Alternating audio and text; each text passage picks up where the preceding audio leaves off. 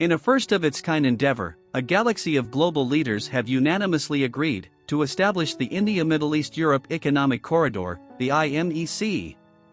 It involves railroad and shipping networks that will significantly improve trade, energy, and digital connectivity. The IMEC is largely considered as a counter to the Belt and Road Initiative, the most ambitious program of China which was unveiled 10 years ago. Since the announcement of the BRI, there has been widespread skepticism regarding China's true intentions. It is no secret that China wishes to dethrone the United States as the world's #1 superpower and take its place. To accomplish this goal, China decided to establish the BRI, which in turn will help China to spread its influence far and wide.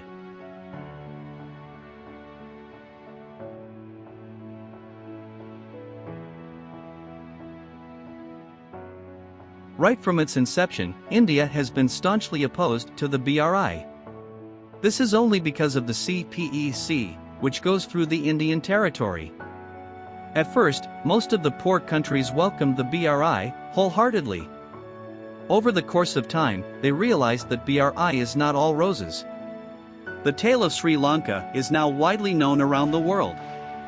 The island nation has now become a poster child for all that is wrong with the Chinese Dream Project. Sri Lanka received a huge sum of money from China as loans for massive infrastructure projects in the country. Unfortunately, Sri Lanka did not read between the lines of the agreement.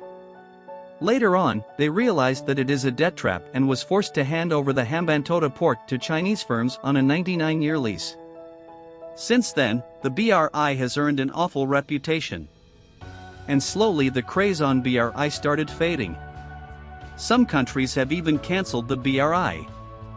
Ever since China announced the BRI, India opposed it vehemently, since it was a threat to India's territorial integrity. And India was planning to give a befitting reply to China.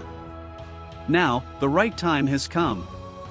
With the proposal to establish IMEC, India has not only prevented the Chinese expansion but also saved poor nations from becoming debt-trapped.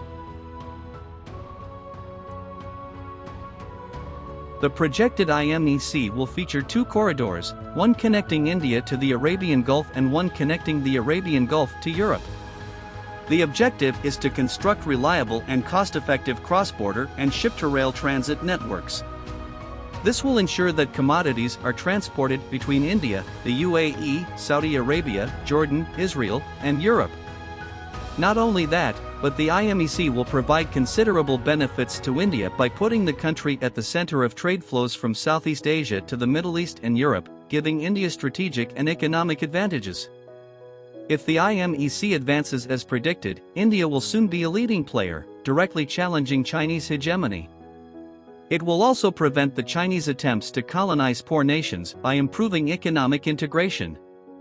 Through this corridor, India has set a stage for a fascinating chapter in geopolitics, and let us hope to witness positive outcomes that benefit all nations involved.